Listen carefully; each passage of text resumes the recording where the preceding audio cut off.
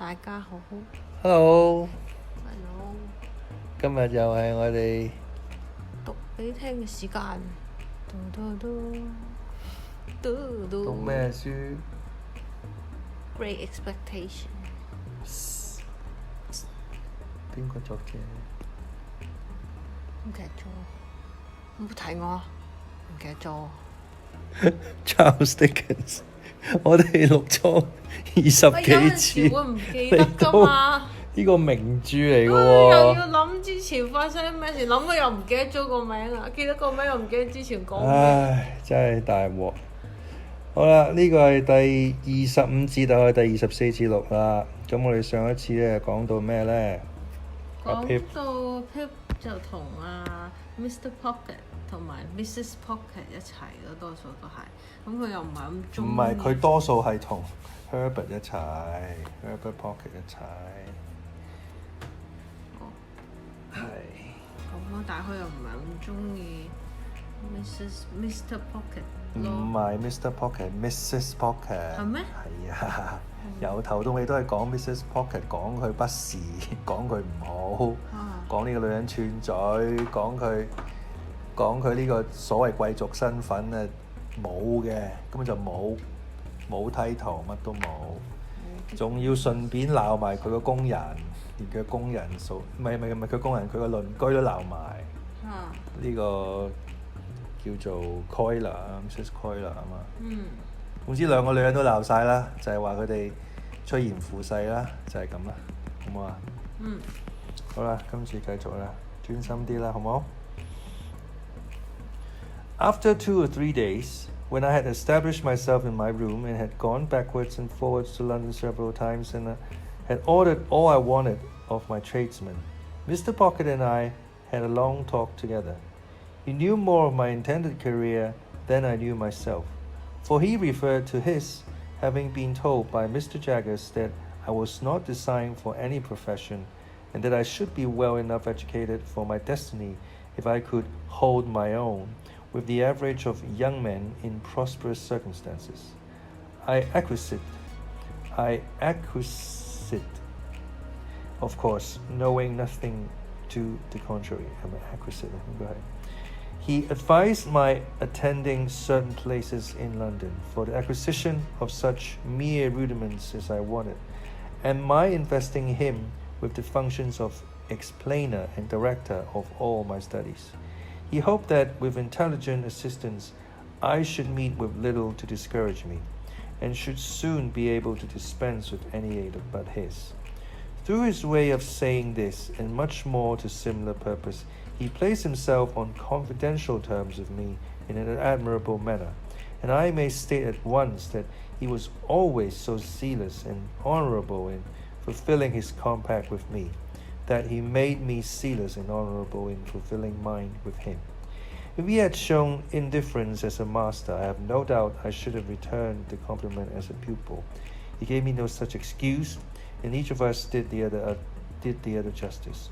Nor did I ever regard him as having anything ludicrous about him, or anything but what was serious, honest, and good in his tutor communication with me.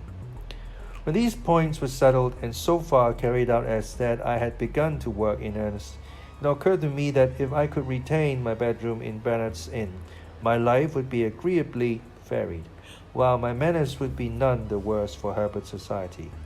Mr. Pocket did not object to this arrangement, but urged that before any step could possibly be taken in it, it must be submitted to my guardian. I felt that this delicacy arose out of the consideration that the plan would save Herbert some expense, so I went off to Little Britain and imparted my wish to Mr. Jaggers. If I could buy the furniture now hired for me, said I, and 1 or 2 other little things, I should be quite at home there. Go it, said Mr. Jaggers with a short laugh. I told you you'd get on. Well, how much do you want? I said I didn't know how much. Come, retorted Mr. Jaggers. How much? £50? Oh, not nearly that much. £5? said Mr. Jaggers. This was such a great fall that I said in discomfiture. Oh, more than that. More than that, eh? retorted Mr. Jaggers. lying in wait for me with his hands in his pockets, his head on one side and his eyes on the wall behind me. How much more? It is so difficult to fix a sum, said I, hesitating. Come, said Mr. Jaggers, let's get at it. 2 × 5, will that do? 3 × 5, will that do? 4 × 5, will that do? I said I thought that would do handsomely. 4 × 5 will do handsomely, will it? Said Mr. Jaggers, knitting his brows. Now, what do you make of 4 × 5? What do I make of it? Ah, said Mr. Jaggers. How much? I suppose you make it £20, said I, smiling. Never mind what I make it, my friend, observed Mr. Jaggers, with a knowing and contradictory toss of his head. I want to know what you make it. £20, of course. Wemmick, said Mr. Jaggers, opening his office door. Take Mr. Pip's written order and pay him £20. This strongly marked way of doing business made a strongly marked impression on me, and that not of an agreeable kind. Mr. Jaggers never laughed, but he wore great, bright, creaking boots, and in poising himself on these boots, with his large head bent down and his eyebrows joined together, waiting an answer, he sometimes caused the boots to creak, as if they laughed in a dry and suspicious way. As he happened to go out now, and as Wemmick was brisk and talkative, I said to Wemmick that I hardly knew what to make of Mr. Jaggers' manner. Tell him that, and he'll make it as a compliment, answered Wemmick. He don't mean that you should know what to make of it. Oh, for I looked surprised. It's not personal, it's professional, only professional. Wemmick was at his desk, lunching and crunching on a dry, hard biscuit, pieces of which he threw from time to time into his slit of a mouth, as if he were posting them. Always seems to me, said Wemmick, as if he had set a man-trap and was watching it suddenly. Click, you're caught. Without remarking the man's traps were not among the amenities of life, I said I suppose he was very skillful. Deep, said Wemmick, as Australia, pointing with his pen at the office floor to express that Australia was understood, for the purposes of the figure, to be symmetrically on the opposite spot of the globe. If there was anything deeper, added Wemmick, bringing his pen to paper, he'd be it. Then I said I supposed he had a fine business, and Wemmick said, Capital. Then I asked if there were any clerks, to which he replied, We don't run much into clerks, because there's only one Jaggers, and people won't have him at second hand. There are only 4 of us. Would you like to see him? You are one of us, as I may say. I accepted the offer. When Mr. Wemmick had put all the biscuit into the post and had paid me my money from a cash box in a safe, the key of which safe he kept somewhere down his back and produced from his coat collar like an iron pigtail, we went upstairs. The house was dark and shabby, and the greasy shoulders that had left their mark in Mr. Jaggers' room seemed to have been shoveling up and down the staircase for years. In the front first floor, a clerk who looked something between a publican and a rat-catcher, a large, pale, puffed, swollen man, was attentively engaged with 3 or 4 people of shabby appearance, whom he treated as unceremoniously as everybody seemed to be treated who contributed to Mr. Jaggers' coffers. Getting evidence together, said Mr. Wemmick, as we came out for the bailey. In the room over that, a little flabby terrier of a clerk with dangling hair was similarly engaged with a man with weak eyes, whose Mr. Wemmick presented to me as a smelter, who kept his pot always boiling, and who would melt me anything I pleased, and who was in an excessive white perspiration, as if he had been trying his art on himself. In a back room, a high-shouldered man with a face ache tied up in dirty flannel, who was dressed in old black clothes that bore the appearance of having been waxed, was stooping over his work of making fair copies of the notes of the other 2 gentlemen for Mr. Jaggers' own use. This was all the establishment. When we went downstairs again, Mr. Wemmick led me into my guardian's room and said, This you've seen already. Pray, said I, as the 2 odious casts with the twitchy leer upon them caught my sight again. Whose likenesses are those? These, said Wemmick, getting upon a chair and blowing the dust off their horrible heads before bringing them down. These are 2 celebrated ones. famous clients of ours that got us a world of credit.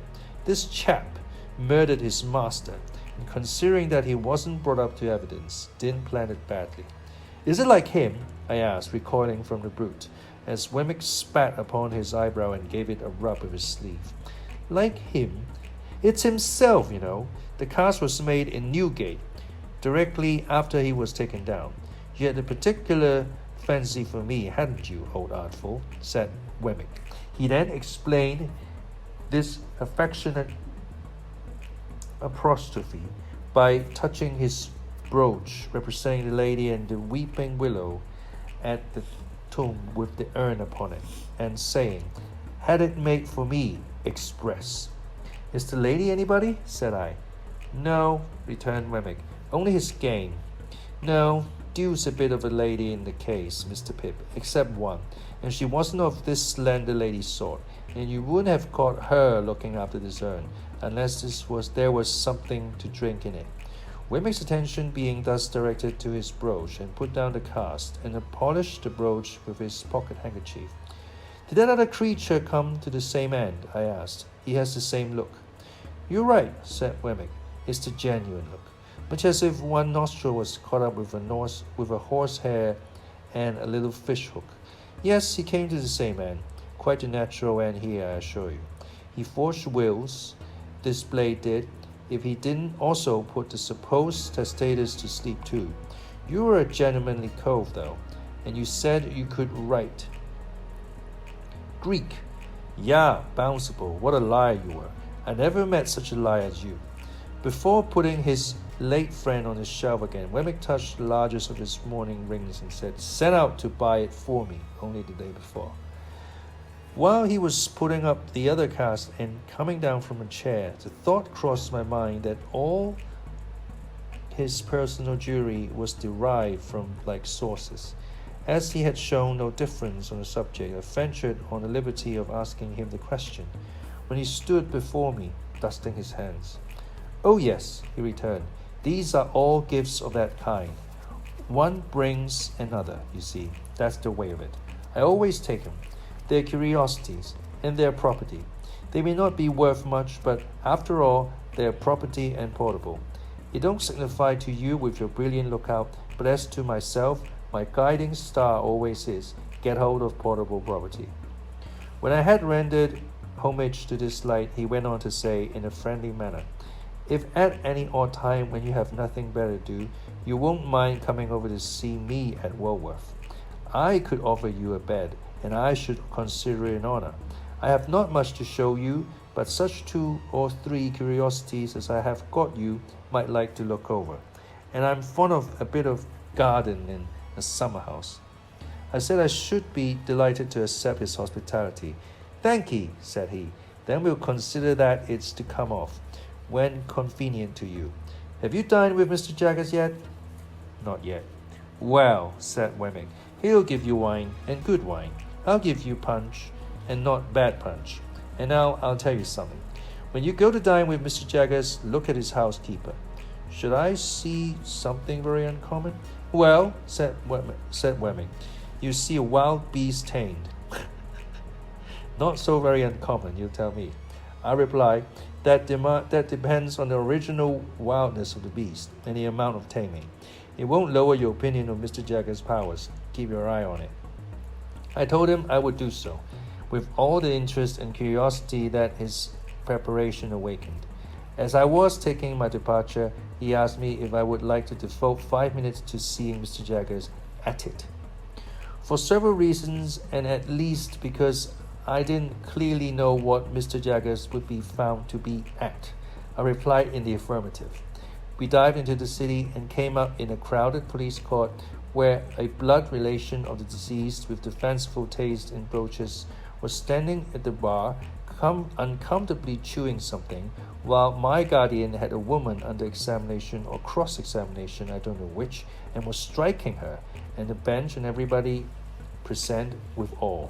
If anybody, of whatsoever degree, said a word that he didn't approve of, he instantly required to have it taken down. If anybody wouldn't make an admission, he said, "I'll have it out of you." And if anybody made an admission, he said, "Now I have got you." The magistrate shivered under a single bite of his finger. Thieves and thief-takers hung in dread rapture on his words, and shrank when a hair of his eyebrows turned in their direction. Which side he was on I couldn't make out, for he seemed to me to be grinding the whole place in the mill. I only know that when I stole out on tiptoe, he was not on the side of the bench, for he was making the legs of the old gentleman who presided quite convulsive under the table by his denunciations of his conduct as the representative of British law and justice in that chair that day. OK， 咁呢度主要就唔係講阿 Herbert 啦，今次主要講 Mr. Jack 啊？唔係，主要講 Wemmick， 同埋其他嗰幾個 clerk 啦，原來有請咗4個 clerk 啦。佢係其中一個啊嘛。即係佢意思即係，我當咗你哋，我當咗阿 Pip 你係我哋其中之一份子㗎啦，即係表面上就係佢阿 Jaggers 係個 guardian， 但係其實就你當阿 Pip 係幫佢打工啦，即係咁啦。咁但係阿 Pip 而家就冇幫阿 Jaggers 做嗰啲乜嘅住嘅，因為佢咩都唔識，係咪？咁一路就係喺度形容緊呢間 firm 咯，呢間 law firm 咯，咁幾個 clerk 嘅外表啦，阿 Wemmick 啦，同埋就係即係了解再多少少關於 Mr. Jaggers 啦。咁呢度幾有趣就係佢哋去揾呢個 Jaggers 嗰陣時候咧，就話介紹個人你識咁咧佢就話你認識咗呢個人咧，你都會對 Mr. Jaggers 更加了解佢多啲嘅。咁呢個係咩人咧？你話嗰個 Wild Beast 係佢話即係呢個唔係呢個 Wemmick 形容佢係 Wild Beast tamed，OK， 即係佢本身係一個好狂放嘅人啦。但係你話 housekeeper 係啊 housekeeper， 但係話佢一個 beast 即係都即係你其實係意味住唔單止係佢嘅脾氣或者性格啦，佢外形都辣有啲惡頂啦咁樣。如果佢係女性就搞笑啦，應該就唔係嘅。咁無端端講哇 Wild Beast 我都笑咗出嚟咯。跟住最尾就係講 Mr. Jaggers 喺police court 嗰度啦，係啦，咁佢就喺度 examine 緊嗰啲肇事者啦，即係喺度審緊案咁啦。咁講到佢即係好嚴謹啦，即係佢唔出聲冇人敢出聲啦咁樣。OK， 咁都係仲係好深刻咁喺度 describe 緊 Jaggers 咯。咁其實一而再再而三咁樣去講佢咧，即係 Jaggers 啦、Herbert Pocket 啦，其實好明顯係對 Pip 嘅影響係會係好深。反而另一方面呢篇文章開頭咧，只係用咗一個段落去介紹 Mr. Pocket， 就係講下 Mr. Pocket 點樣同阿 Pip 講你應該點樣 pursue 嘅 career點樣做而佢係循善誘嘅喎 ，Mr. Pocket 係好人嚟嘅喎，即係有教佢點樣做點樣，但係佢只係用一個形容。即係事件經已發生咗嘅形容方式，就大過咗 Mr. Pocket 啦。你明白？即係 Charles Dickens 係一個咁樣嘅人啦。即係如果你係一個好人，佢反而對你嘅描寫反而會好多。但係如果你對佢不敬你對佢唔好係咁阿 Jo 係真係個故事一開始即係好少數人物之一啊嘛。佢真係一係就係對住阿 Jo 同家姐啊嘛，而佢寫佢家姐其實係深刻啲。咁 Mr. Pocket 就反而唔係寫好多，佢係用咩角度，透過咩角度去介紹 Mr. Pocket 咧？就係透過 Mrs. Pocket 嗰個角度去介紹 Mr. Pocket，就係佢就係透過佢同 Mrs. Pocket 之間個糾葛嚟介紹嘅。你明唔明？而關於 Herbert 咧，其實阿 Pip 已經總結咗呢個人㗎啦，唔好啱。佢已經總結咗一樣，就係佢就覺得 Herbert，你上游都會成問題。上游唔到啦，你就係咁就總結咗佢啦。其實唔會再點樣介紹佢啦。咁啊今次又會講多少少 Wemmick 啦。咁啊 Wemmick 其實今次都幾好傾，都好似幾好人咁，所以睇嚟將來都唔會點講佢。Dickens 係似乎佢係用好多筆墨去寫一啲佢，又或者佢認為讀者會憎厭嘅嗰啲人嘅嘴臉咯。其實佢係要寫呢啲咯，佢係要寫個陰暗面咯。佢唔係想着墨寫啲好嘅嘢，嗰啲好嘅嘢係一啲極其量可能係一啲安撫讀者嘅一啲因果，一啲事情嘅發展咯。但係佢要寫啲好人佢嘅過去啊，佢嘅咩佢反而唔會着墨太多。衰人佢係不停咁寫到上三世都要寫啊咁咯。呢個就係 Charles Dickens。呢個就係 Great Expectations 嘅 Charles Dickens 嘅寫嘅方式。我唔知佢之前嗰啲 Oliver Twist 嗰啲係咪都係咁，但係呢一本就肯定係咁。OK。咁我哋下一集就會悶少少啦，即係而家就都係講翻阿 Pip 身邊嘅人，佢要介紹一啲新嘅人物啊。Mr. Jaggers 係一個好重要人物。Herbert 都係嘅，不過 Herbert 就純粹係即係陪佢玩下，陪佢傾下偈啊，等佢交代下劇情嘅啫。但係 Jaggers 就真係影響到佢將來發展。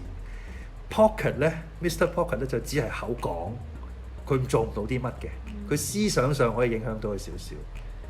但係阿 Pip 真正受影響嘅，肯定係 Jaggers。即係佢覺得哇 Jaggers 一個法官，一個律師，好勁啊！其實佢冇明言嘅，但係其實佢係有影射到阿 Pip， 其實佢內心係會覺得哇呢個人好有權。其實 Pip 係想上流追求啲咩啫？就係呢啲嘢啫嘛。呢啲佢唔熟悉嘅嘢啫嘛，佢嚮往嘅嘢啫嘛。佢都唔知㗎，點解佢咁有權嘅？點解佢一出嘅聲冇人咁？佢就係好 fascinated 咯，佢想了解多啲，佢仲細啊嘛。到佢真正了解嘅時候，佢可能又會 make 另一個 decision。但係呢一個 point，佢肯定係 very much drawn to Mr. Jaggers， 哪怕 Mr. Jaggers 係好 mean， 好即係佢會講，即係同阿 Pip 講啲嘢，你要借幾多錢啊？5蚊，2個5蚊，3個5蚊。3個咁薄，即係佢好 sharp， 好 short。但係阿 Pip 就係中意了解佢多啲咯。咁當然有原因嘅，咁佢係你嘅 guardian，咁你問佢攞錢，你嘅生活費都係問佢攞。